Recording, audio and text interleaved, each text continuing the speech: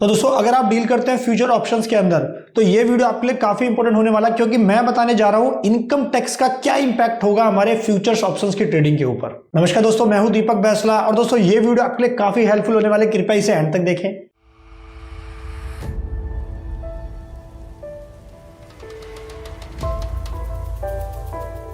तो दोस्तों सबसे पहले बात करता हूं कि अगर आप फ्यूचर ऑप्शंस के अंदर डील करते हैं तो जो भी उसकी इनकम होती है, क्या उसको हम कैपिटल गेन में टैक्स करेंगे या उसको हम बिजनेस इनकम मानेंगे?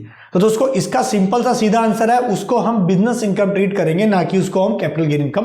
अब दोस्तों मैं बात करता हूं यहाँ पे सेकंड पॉइंट की, कि अगर आप फ्यूचर ऑप्शंस में ट्रेड करते हैं तो ये आपको पता होना चाहिए कि फ्यूचर ऑप्शंस की जो इनकम है, क्या वो स्पेकुलेटिव इनकम है या फिर वो नॉन स्पेकुलेटिव इनकम है।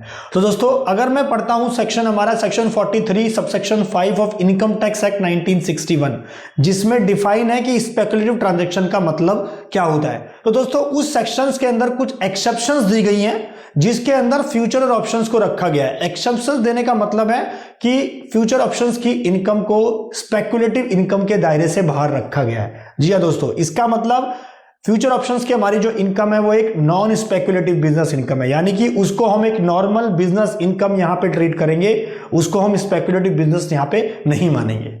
अब दोस्तों बात करता हूं मैं यहां पे इंपॉर्टेंट पॉइंट की, कि बेसिकली अगर आपका लॉस होता है मान लो फ्यूचर ऑप्शंस के अंदर, तो क्या उस लॉस को हम किसी अदर हेड की इनकम से एडजस्ट कर सकते हैं, और साथ ही क्या उस लॉस को हम कैरी फॉरवर्ड कर सकते हैं? जी दोस्तों बिल्कुल। अगर आपका किसी दूसरे बिजनेस के अंदर प्रॉफिट है और आपकी फ्यूचर ऑप्शंस की इनकम में लॉस आता है, यानी कि फ्यूचर ऑप्शंस की ट्रेडिंग में लॉस आता है, तो आप उसको अपने दूसरे बिजनेस की इनकम से एडजस्ट कर सकते हैं, पहली बात। दूसरा दोस्तों, आप किसी दूसरे हेड के साथ भी इसको एडजस्ट कर सकते हैं। जी हां, आप सैलरी को छोड़ के, अगर आपका कैपिटल गेन में इनकम आ रही है, कैपिटल गेन में प्रॉफिट आ रहा है, अदर सोर्स में आ रहा है, हाउस प्रॉपर्टी में आ रहा है, तो इन तीन से आप अपना नॉन स्पेकुलेटिव यानी कि फ्यूचर ऑप्शंस की जो बिजनेस इनकम है उसको एडजस्ट कर सकते हैं।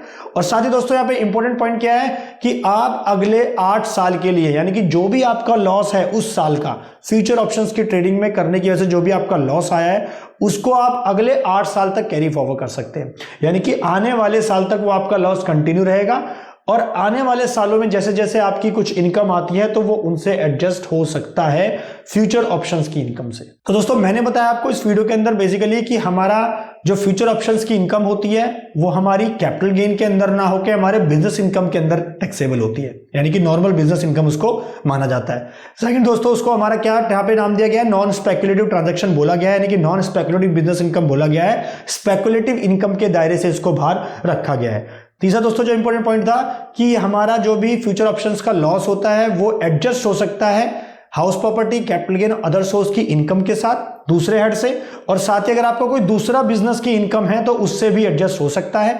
और चौथा पॉइंट दोस्तों, हम इसको 8 सालों के लिए कैरी फॉरवर्ड कर सकते हैं। आई होप ये वीडियो आपको पसंद आई होगी। अगर आपको इस वीडियो से कुछ भी क्वेरी है, कुछ भी सजेशंस है, तो आप नीचे कमेंट बॉक्स में डाल सकते हैं, हमारी टीम आप तक पहुंच के उसका रिप्लाई करेगी। और हाँ, इस वीडियो ने आपको कुछ ना कुछ एक वैल्यूएबल इंफॉर्मेशन दी होगी, कुछ ना कुछ एक सॉल्यूशन प्रोवाइड किया होगा।